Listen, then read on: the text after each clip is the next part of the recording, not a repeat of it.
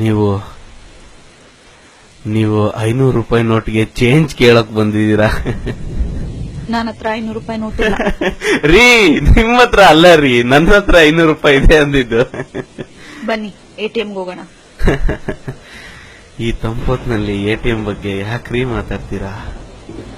ನೀವು 1000 ರೂಪಾಯಿ ಇಟ್ಕೊಂಡು 1.5 ಲೀಟರ್ ಕಣ್ಣೀರ್ ಸುರಿಸಿ ನಿಮ್ ಕೈಯಲ್ಲಿ ಬಿಟ್ಟು ಬೇರೆ ಇನ್ಯಾರ ಕೈಯಲ್ಲೂ ಚೇಂಜ್ ಇಸ್ಕೊಳ್ಳಲ್ಲ, ನನಗೆ ನೀವೇ ಚೇಂಜ್ ಕೊಡ್ಬೇಕು ಅಂತ ಗೋಳಾಡ್ಕೊಂಡು ಅಲ್ಲೋ ಟೈಮ್ ಬರುತ್ತೆ ಅನ್ಕೊಂಡೆ. ಆ ಟೈಮೂ ಬರ್ಲಿಲ್ಲ. ನನಗೆ ಗೊತ್ತಾಗೋಯ್ತ್ರಿ, ಇನ್ನೂ ಚೇಂಜ್ ಸಿಗಲ್ಲ. ಯಾಕಂದ್ರೆ ಬ್ಯಾಂಕ್ ಮುಂದೆ ಕ್ಯೂ ಖರಾಬ್ ಆಗಿದೆ ರೀ. ಚೇಂಜ್ ಸಿಗದೆ ಇದ್ದಾಗ ಮನುಷ್ಯ ತಲೆ ಕೆರ್ಕೊಂಡು ತಲೆಯಲ್ಲಿ ಗಾಯ ಆಗಿ ಗಾಯಕ್ಕೆ ಸ್ವಿಚ್ ಹಾಕೋಕೆ ಡಾಕ್ಟ್ರು ಕೂಡ ಚೇಂಜ್ ಬೇಕು ಅಂತ ಕೇಳ್ತಾರ್ರಿ.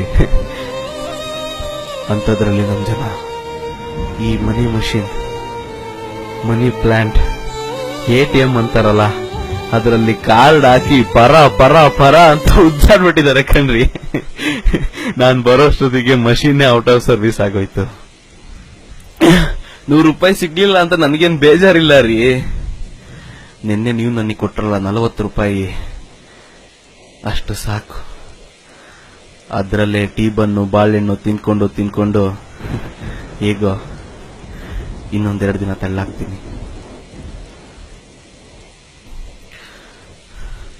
ಥ್ಯಾಂಕ್ ಯು ರೀ ನಂದಿನಿ. 10 ರೂಪಾಯಲ್ಲೂ ಹೊಟ್ಟೆ ತುಂಬಿಸ್ಕೊಳ್ಬಹುದು ಅಂತ ಹೇಳ್ಕೊಟ್ಟಿದ್ದ ದೇವತೆ ನೀವು. ಈ 500 ರೂಪಾಯಿ ಮುರ್ಸಿ ಚೇಂಜ್ ಆಗೋವರೆಗೂ ನಿಮ್ಮ ಉಪಕಾರ ಮರೆಯಲ್ಲ ರೀ ನಾನು. ಮೋದಿ ಸಿಸ್ಟರ್ ರೀ ನೀವು.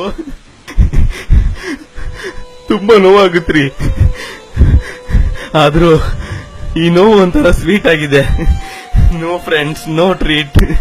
ಜೊತೆಗೆ 7 ರೂಪಾಯಿ ಮಜ್ಜಿಗೆ, ಮಸಾಲೆ ಮಜ್ಜಿಗೆ ಕೈಯಲ್ಲಿದ್ರೆ ದೂಸರ ಮ್ಯಾಟ್ರೇ ಇಲ್ಲ.